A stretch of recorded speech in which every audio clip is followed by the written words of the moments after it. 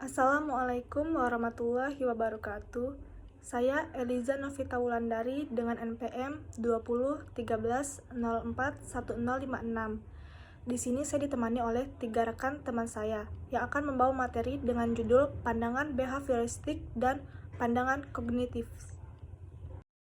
Assalamualaikum warahmatullahi wabarakatuh. Perkenalkan, nama saya Muhammad Indisya Putra dengan nomor pokok mahasiswa 2013041026 dari Program Studi Pendidikan Bahasa dan Sastra Indonesia dari kelas B. Di sini saya akan menjelaskan tentang pandangan belajar behaviorisme. Menurut pandangan behaviorisme, belajar adalah perubahan tingkah laku sebagai dari adanya interaksi antar stimulus dan respon. Dengan kata lain, belajar merupakan bentuk perubahan yang dialami peserta didik dalam hal kemampuannya untuk bertingkah laku dengan cara yang baru sebagai hasil interaksi antara stimulus dan respon. Behaviorisme merupakan aliran revolusioner, kuat dan berpengaruh, serta memiliki sejarah yang cukup dalam. Behaviorisme menganalisis jika perilaku yang tampak saja yang akan dapat diukur, dilukiskan, dan diprediksi. Behaviorisme juga memandang jika ketika dilahirkan, manusia tidak membawa bakat apa-apa, dan manusia dapat berkembang berdasarkan stimulus yang diterimanya dari lingkungan sekitar. Pandangan kaum behavioris tentang belajar dapat dilihat melalui eksperimen Ivan Pavlov. Ia mengadakan eksperimen dengan menggunakan seekor anjing yang dikurung di dalam kurungan besi, dan setiap saat tertentu diperdengarkan bunyi bel yang disertai dengan penaburan bubuk daging ke dalam mulutnya, dan anjing tersebut merespon dengan mengeluarkan air liur dari mulutnya. Perlakuan tersebut diulangi berkali-kali dan lama-kelamaan menaburkan bubuk daging dihilangkan, tetapi bunyi bel tetap diperdengarkan. Meskipun bubuk daging tidak lagi ditaburkan, namun anjing tetap merespon dengan mengeluarkan air liur dari mulutnya. Berdasarkan hal tersebut, Pavlov menarik suatu kesimpulan, yaitu yang pertama, anjing dapat belajar dari kebiasaan. Yang kedua, dengan menggunakan bunyi bel sehingga mengeluarkan air liur. Yang ketiga, bunyi bel merupakan stimulus yang akan menghasilkan respon bersyarat. Dan yang terakhir, bunyi bel yang semula netral tetapi setelah disertai mediasi berupa bubuk daging lama-kelamaan menjadi daya yang mampu meningkatkan responnya. Kemudian, berdasarkan hasil eksperimen tersebut, Pavlov beranggapan jika hal itu dapat dilakukan terhadap manusia yang ditujukan untuk belajar. Implikasi hasil eksperimen tersebut pada belajar manusia adalah sebagai berikut. 1. Belajar adalah membentuk asosiasi antara stimulus respon secara reflektif. Yang kedua, proses belajar akan berlangsung apabila diberi stimulus bersyarat. Yang ketiga, prinsip belajar pada dasarnya merupakan untaian stimulus bersyarat. Yang keempat, menyangkal adanya kemampuan bawaan. Dan yang terakhir, adanya classical conditioning atau teori yang meyakini bahwa perilaku individu disebabkan oleh pengalaman belajar yang berbeda. Hai, perkenalkan, nama saya Kusnul Fatimah dengan NPM 2013041012. Nah, di sini saya akan lanjutkan penjelasan materi, yaitu tentang pandangan belajar, kognitivisme, dan pembelajaran bahasa menurut behaviorisme. Nah, yang pertama ada pandangan kognitivisme. Istilah kognitivisme itu sendiri berasal dari kata cognition yang berarti pengertian dan mengerti. Namun, lebih luasnya cognition itu berarti perolehan, penataan, dan penggunaan pengetahuan. Menurut psikologis, kognitif itu belajar dipandang sebagai usaha untuk memahami sesuatu. Jadi, menurut psikologis itu kognitif itu berarti belajar yang dipandang sebagai usaha untuk memahami sesuatu gitu. Nah, keaktifan individu tersebut dapat berupa mencari pengalaman, mencari informasi, mencermati lingkungan, mempraktikkan sesuatu untuk mencapai suatu tujuan tertentu. Nah, pandangan belajar ini itu lebih mementingkan pada proses belajarnya sendiri dibandingkan dengan hasil dari belajar tersebut. Nah, menurut pandangan belajar ini, ilmu pengetahuan itu dibangun di dalam diri seseorang melalui proses interaksi yang berkesinambungan dengan lingkungan. Nah, proses ini tidak hanya berjalan secara terpisah, tetapi melalui proses yang mengalir, menyeluruh, dan berkelanjutan. Beberapa tokoh kognitivisme, yaitu Carl Schmitt, tahun 1977, Robert M. Gagne dengan teori pemrosesan informasi yang menyatakan jika belajar dipandang sebagai proses pengolahan informasi dalam otak manusia. Nah, yang selanjutnya itu ada cara menciptakan kebermaknaan dalam belajar. Ini dapat dilakukan oleh pemahaman dan pembelajaran dengan berbagai cara, yaitu sebagai berikut. Yang pertama, anak yang lahir akan memiliki bakat bawaan untuk melakukan belajar karena dalam dirinya itu terdapat black box atau kotak hitam untuk menyerap informasi. Nah, yang kedua, belajar itu bisa dilakukan secara sadar untuk mendapatkan pengetahuan baru. Jadi kita itu bisa belajar secara sadar atau sesuai dengan keinginan dengan tujuan untuk mendapatkan pengetahuan yang baru begitu. Nah, yang ketiga, pembelajar dapat mempertautkan informasi lama dengan informasi baru. Jadi informasi yang kita dapatkan itu bisa lebih banyak dan lebih luas. Yang keempat, tugas mempelajari informasi baru dapat dipertautkan dengan penggunaan yang sudah ada, dengan pengetahuan yang sudah ada. Nah, yang selanjutnya seringkali terjadi kelupaan pada proses belajar. Yang terakhir, pembelajar mampu mempertautkan antar bagian dengan maksud sesuai dengan konteks yang melingkupinya. Nah, yang poin selanjutnya itu ada pembelajaran bahasa menurut behaviorisme. Nah, menurut behaviorisme ini, pandangan para penganut behaviorisme dan sebagaimana yang dicetuskan oleh Gex dan Berliner serta para penerusnya seperti Lee Thornkit, John B. Watson, Charles Hauck, Edwin Gartel, dan B.F. Skinner berpendapat bahwa seorang anak belajar bahasa agar mencapai tujuan belajar, maka harus diberi rangsangan, dorongan, dan motivasi.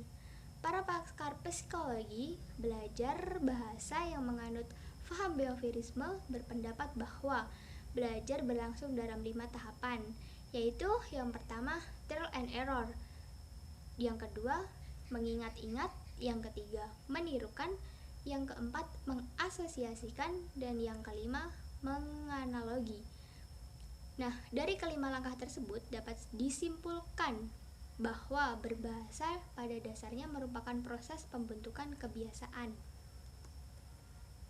Nah, jika dilihat dari eksperimen yang sebelumnya telah dilakukan oleh Pavlov dan Skinner, kemudian dikaitkan dengan proses pembelajaran bahasa, dapat ditemukan bahwa yang pertama, pembelajaran bahasa dapat diamati berdasarkan tingkah laku bahasanya.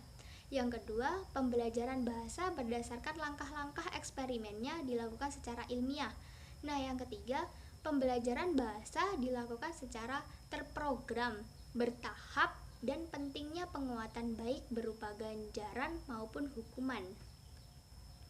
Nah, terkait dengan pembelajaran bahasa tersebut, Skinner juga menyatakan pendapatnya, yaitu yang pertama, tingkah laku belajar bahasa dapat diekspresikan berdasarkan stimulus respon. Jadi, tingkah laku belajar bahasa itu bisa dilakukan dengan stimulus respon begitu. Nah, yang kedua, setiap ujaran mengikuti satu bentuk stimulus, baik itu verbal atau nonverbal. Nah, yang ketiga, jika stimulusnya nonverbal, maka situasi stimulus akan menyebabkan seseorang merespon dengan menggunakan ujaran. Nah, tingkah laku bahasa dapat diamati melalui faktor eksternal berupa frekuensi atau tingkat keseringan. Dalam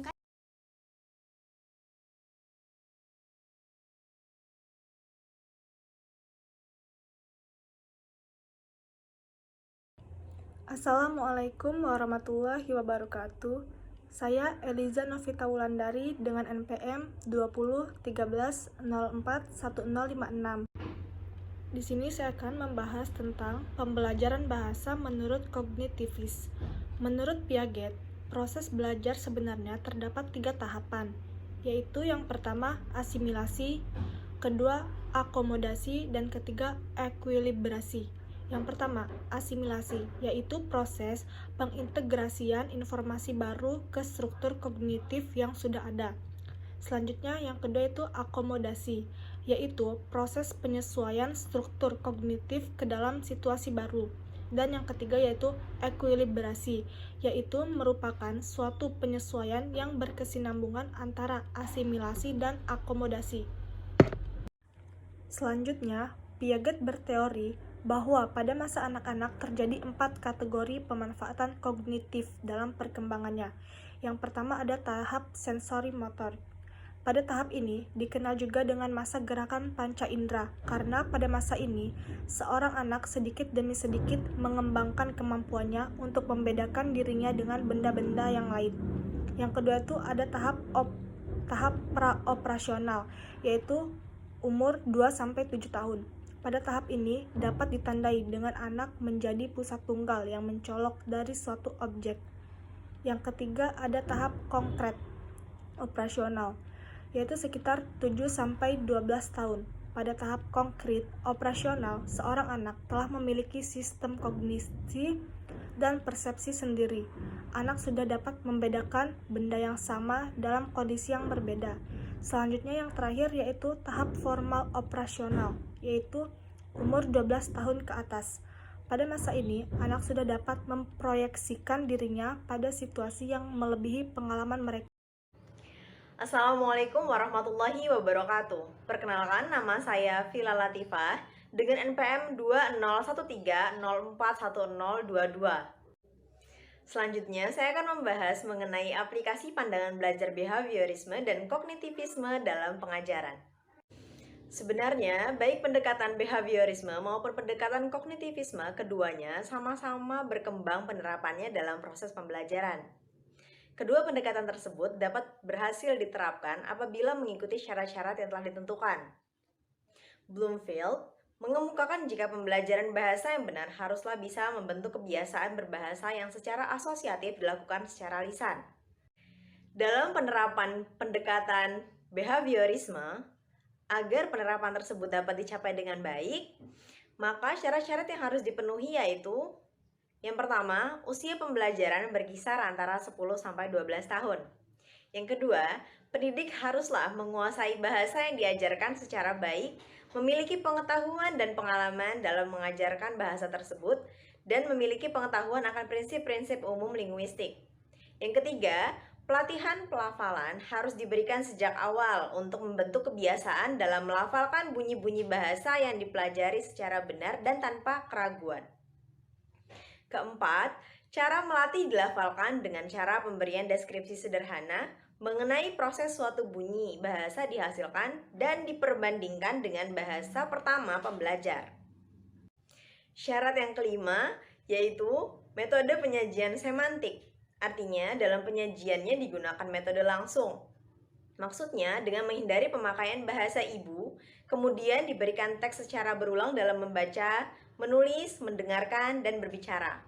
Keenam, informasi gramatikal diberikan untuk mempermudah proses mempelajari bahasa.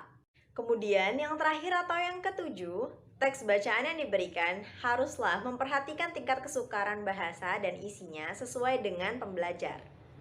Sedangkan dalam penerapan pendekatan kognitif dalam proses pembelajaran bahasa, terdapat syarat pengajaran bahasa yang dikemukakan oleh Wilkins, yaitu yang pertama, pengajaran ditekankan pada percakapan secara interaksional.